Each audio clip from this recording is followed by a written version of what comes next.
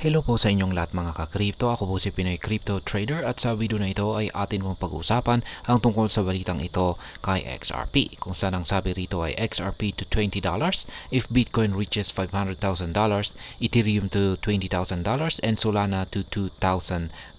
Ayon po yan sa isang crypto analyst. Ayan. Sabi rito ay kung itong si XRP ay aangat sa presyong $20, ay itong sina Bitcoin ay aangat din sa presyong $500,000, si Ethereum ay $20,000 at saka si Solana ay $2,000. Kaya yan po ang ating pag-uusapan sa video na ito. Pero bago po tayo magpatuloy ay nais ko lamang po munang bigyang linaw ang aking disclaimer kung saan ang nilalaman po ng video na ito ay hindi po ito isang financial advice. For education and information purposes lamang po ang layunin nito. Maliban po dito ay nais ko na rin pong magbigay babala na wala pong kahit anumang group chat ang Pinoy Crypto Trader.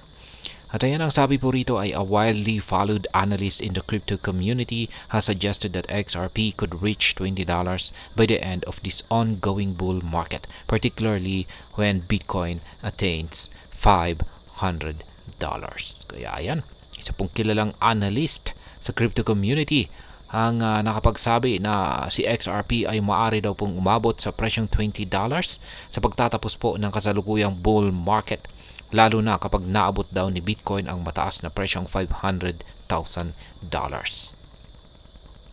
At ayan, si XRP ay umangat po ng malaki ngayong linggo at patuloy na nananatili sa itaas po ng presyong 0.60 or 60 cents na marka. Nakamakailan lamang nito nabawi. Sa oras po ng balita na ito ay si XRP ay nasa mga presyong 0.6015 na may flat gain sa nakalipas na 24 oras. Bagaman ito ay may 7% na weekly gain. Bagaman ang performance ni XRP mula sa bull market ng taong ito ay hindi masyadong nakakainganyo, patuloy na hinuhulaan ng mga analyst ang mataas na halaga nito para sa digital asset na ito. Kaya, ayan, XRP to $20 if Bitcoin reaches $500,000. Yan, XRP raw ay aabot sa $20 kung maabot ni Bitcoin ang presyong $500,000.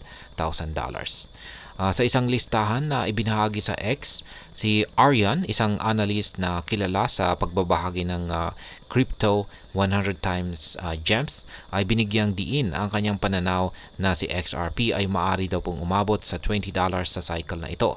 Kasama sa listahan ang kanyang mga projection sa iba pang mga nangungunang crypto assets na tulad po ni Bitcoin, Ethereum at saka si Solana. Ngayon ay kapansin-pansin, si XRP ay kailangang tumaas po ng 3,233% upang maabot nito ang presyong $20 na iminungkahi ni Aryan. Gayunpaman, mula nang magsimula ang kasalukuyang bull cycle, si XRP ay hindi pa nakapagtala ng kahit 100% na paglago na ginagawang isang hamon ang projection na ito para kay XRP.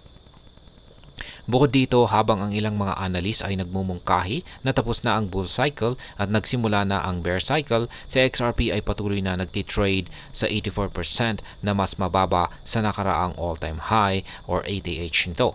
Gayunpaman ay inaasahan ni Aryan ang isang turnaround para kay XRP. Bagaman ay hindi siya nagbigay ng tiyak na dahilan para maniwala na si XRP ay maaring umabot sa all-time high na $20.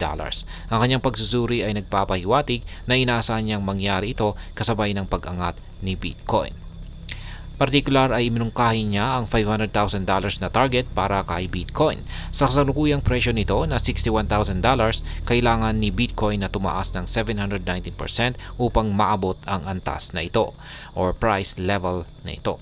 Kapansin-pansin, ito ay hindi isang nag-iisang forecast. Ilang iba pang mga market watchers ang nag-argue or nakapagsabi na may posibilidad itong si Bitcoin na akitin ang $500,000 ngayong season na ito.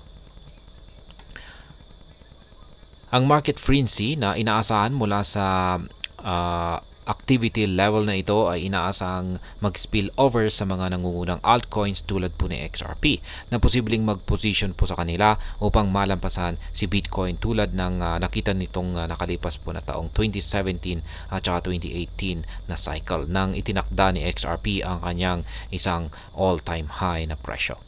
Ethereum to 20k and Solana to 2k. Ayan, ito naman po kay Ethereum at saka si Solana. At ayan, para sa pinakamalapit na karibal ni Bitcoin, yan po ay si Ethereum, ay iminungkahi ni Aryan ang isang peak sa $20,000 na rehiyon. At ito ay nangangailangan ng halos 10 times na paglago mula sa kasalukuyang presyo nito. Samantala ay itinakda ni Ginoong Aryan ang kanyang mga pananaw sa $2,000 na presyo para kay Solana. Ang presyo na ito ay nangangailangan na si Solana ay tumaas po ng 1,300% mula sa kasalukuyang halaga nito na nasa mga presyong $140. Ang kinakailangang porsyento na ito ay hindi hamon para kay Solana.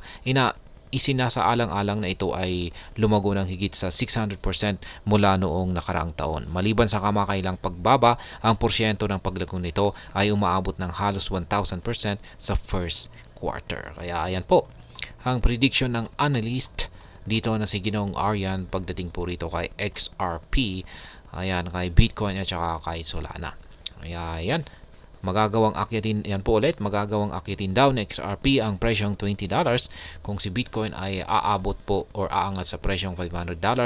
Si Ethereum naman ay aabot sa $20,000 at si Solana ay $2,000.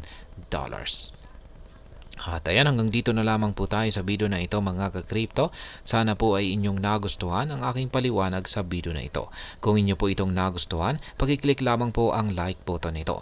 Para naman po sa mga bago lamang dito, kayo po ay aking inaanyayahan para mag-subscribe. Pakiclick na rin po ang bell icon nito dahil ito po ang siya magsisilbing notification nito sa mga bago kong videos na akin pong ina-upload sa aking YouTube channel na ito. Marami pong salamat sa panonood. Ingat po tayo lagi at God bless po sa ating lahat.